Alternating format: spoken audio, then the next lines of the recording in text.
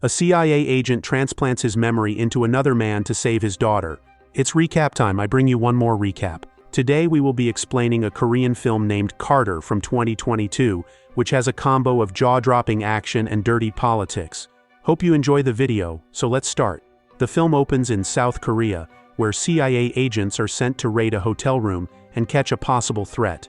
On their way, their monitor devices strapped to their arms show a new telecast in which a TMZ virus outbreak is reported. The infected people have started to show violent and animal-like behaviors, due to which it's getting harder to quarantine them. So far, 8.5 million North Koreans have been infected with the virus and are on the brink of a nationwide collapse. And in contrast, South Korea has been declared a virus-free zone after their last contaminated boy's death. Now, the teams rush to the hotel room, where an anonymous man with a cross-shaped scar at the back of his head gains consciousness. He watches news, on the TV, of the disappearance of Dr. Jung, who cured his daughter, Ha-na, of the virus. The CIA barges into that man's room, asking for his ID. The man claims he can't seem to remember his name, suggesting he's lost his memory. While there is awkward tension between the CIA and the man, a phone rings inside a wardrobe. When the man picks up the call, a female voice refers to him as Carter. Along with that, she tells Carter to hand over the phone to one of the agents. When Carter does as he's told, the phone explodes on the agent's face, creating a diversion. The voice then tells him to jump out of the window within 20 seconds so it can blow the entire building to get the CIA agents off their tail. When Carter appears confused regarding the voice explains that she has planted a chip in his ears, due to which only Carter can hear her instructions. Now Carter jumps out of the window while still in his thongs. He falls into the next building, where hundreds of thugs are taking a sauna. He tries to talk to the voice, which alerts the crowd, leading to a bloodbath. Everyone takes out their knives and gangs up on Carter, but with his gifted skills, he brutally chops everyone that comes in his way and escapes. In the end, Carter falls out of the window along with an entire group. Outside, the voice becomes Carter's navigator and saves him from getting caught by the thugs and the CIA, who are all over the place looking for him. He ends up in a clothes shop, where he steals clothes to cover himself. He then asks the voice how she's pulling all this off. She reveals that the earpiece in his ear allows her to hack security cameras and detect heat signals within 50 yards of him. The voice leads Carter upstairs, where he battles another CIA agent, ultimately ending his life by pushing him from the rooftop. Next, the voice tells him to get his hands on the dead agent's device, strapped to his arm, and hand it over to a van that will appear on the next street shortly. Carter denies her command and demands an explanation, but the voice reveals she has planted a bomb inside his mouth and has its detonator in her hands. If he doesn't obey her orders, she will exterminate him. Carter gets into the van, where he is met by a North agent, Choi. There, Choi and Jung-hee, the girl speaking in Carter's earpiece, reveal that Carter himself asked for his memory to be wiped out throughout the mission to free Dr. Jung and Ha-na from the South government to continue the disrupted mass production of the virus antidote. Jung-hee also tells Carter about his past, saying he was a South Korean spy sent to North Korea who eventually fell in love with a North Korean woman and had a daughter.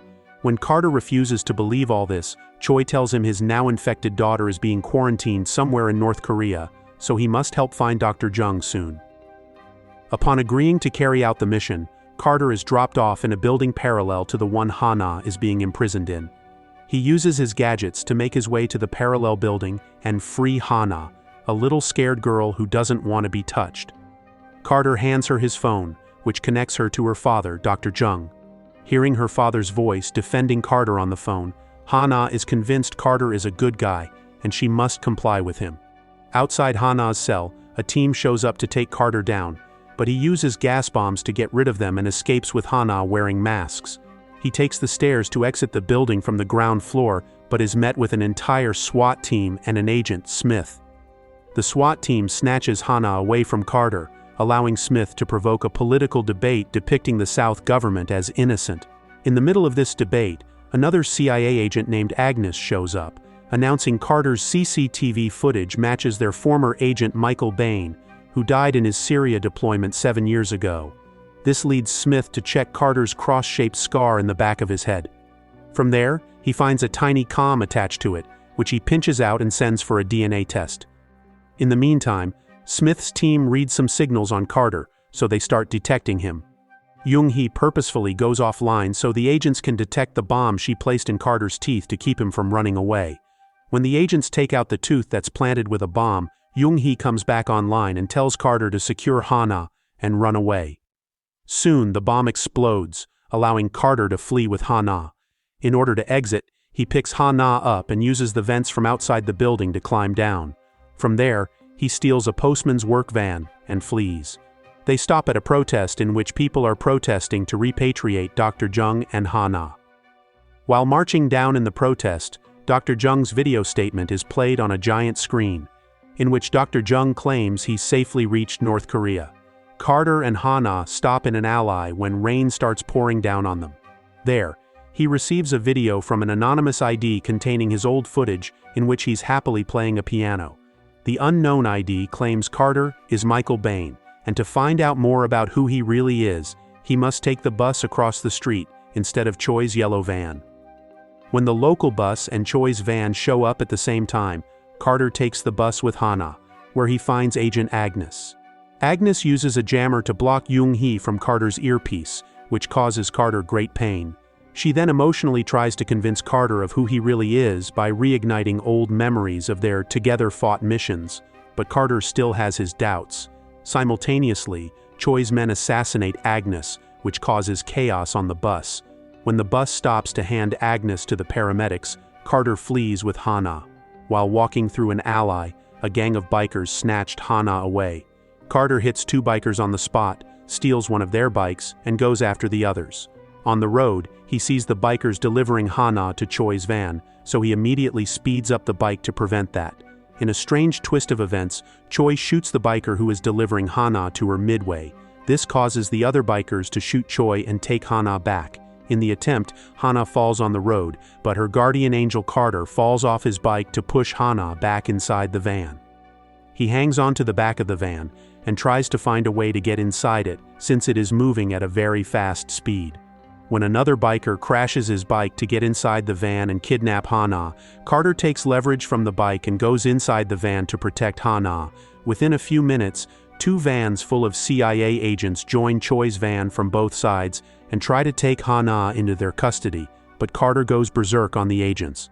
While pinning down one of the agents, Carter hears the agents talking about the DNA results proving Carter is Michael Bain. Agnes, who is still in touch with the agents through her comm, begs the agents not to harm Carter since he's Michael, one of their own. Instead, they declare Carter an agent gone rogue, who must be shot down. As he's fighting the CIA, the biker gang successfully gets its hands on Hana and speeds away. Carter immediately jumps out of the van and follows them on a bike. He makes his way from the back and jumps on each bike, takes their weapons, and shoots them before moving on to the next. Doing this, he makes his way to the front bike, on which Hana is being held by two men. He snatches Hana back from them and runs away, causing the rest of the bikes to collide into each other and cause a massive explosion. When he hits the road, Jung-hee reconnects herself to Carter's earpiece and tells him to make his way to an airship where the North Koreans are waiting for him. Upon arriving, Carter is met with dozens of agents and Kim, the director of North Korean relations at the NIS. Kim speaks about his sole duty to protect Carter and Hana on the plane, since there will be American reporters and South Korean security to telecast everything. Upon getting on the plane, Carter and Hana are taken to the medics to get their wounds disinfected. When the doctor leaves, Kim tells Carter that he suspects North Koreans to be involved in the sabotaging of the cure for their own means, which is why he must not trust anyone, including Kim himself. Simultaneously, they face turbulence. When Kim goes to the cockpit to find out what happened, he finds the pilots foaming with some kind of poison. He takes out his gun to shoot them, suspecting them to be infected. Another female comrade, who served the pilots coffee, prevents Kim from doing so. The North Korean army also shows up and points their guns at Kim. To tackle the situation, they call the medics to check on the pilots and find out if they're infected or not. The medics ask for some time, but Kim is not willing to take this risk. In the meantime, Carter is told by Jung-hee that someone has taken Hana to the cargo compartment. When Carter marches there, the doctor, Ri Cheol-ju, attacks him. While Carter is unable to make a move, Kim shows up and shoots Ri in the shoulder. Carter runs to untie Hana, while Kim tries to ask the doctor which one of the North Koreans is behind all the sabotaging of the virus antidote. Ri laughs and reveals he is working for the Americans this entire time, who want to wipe out North Korea. Distracting Kim with words, Ri snatches Kim's gun and shoots him to death. Carter comes back to fight Ri. He tells Hana to run back and get help. Hana walks out of the cargo compartment, but when she looks back into the glass window, she sees Ri bombing Carter and causing a giant hole in the plane. She runs to the NIS agents, where she tries to speak of Ri's action but jams with fear when everyone circles her. Things get messy when Ri returns to prove his innocence, and the infected pilots come out of the pit. Havoc wreaks when the NIS agents and the North Korean army start shooting at each other. The clever Ri forcibly cuts Hana and rubs her blood all over his body to prevent the infected pilots from coming near him. He then straps Hana to his suit and jumps off the plane wearing a parachute. At that time, Carter is seen hanging onto the plane since Ri tried to blow him up. Now Carter takes the fall to save Hana. He unstraps her from Ri and fights him mid-air to snatch his parachute. After a long struggle, Carter succeeds in taking the parachute and securing Hana. The two land in a pig carriage truck, and Ri's men follow the two right away in their vehicles. The truck driver gets shot, due to which the truck loses balance. Carter sends Hana to take the wheel, while he beats Ri's men single-handedly. After taking down all of Ri's men, Carter and Hana end up in the woods, where Jung-hee helps them navigate their way to a bridge that brings them to the north. On their way, hundreds of infected people chase Carter and Hana, but they make their way to the bridge. Unfortunately, Hana falls down from the weak rope bridge when the wood underneath her breaks. Carter becomes busy saving her, which allows the infected zombies to come onto the bridge, causing more damage to it. Carter keeps shooting them till he runs out of bullets, causing the rope bridge to break apart. Carter and Hana stick to the ropes towards the north side and start climbing up the north hill, where Jung-hee finally shows up with her men and shoots down the rest of the zombies for Carter. Carter is confused to see Jung-hee after all.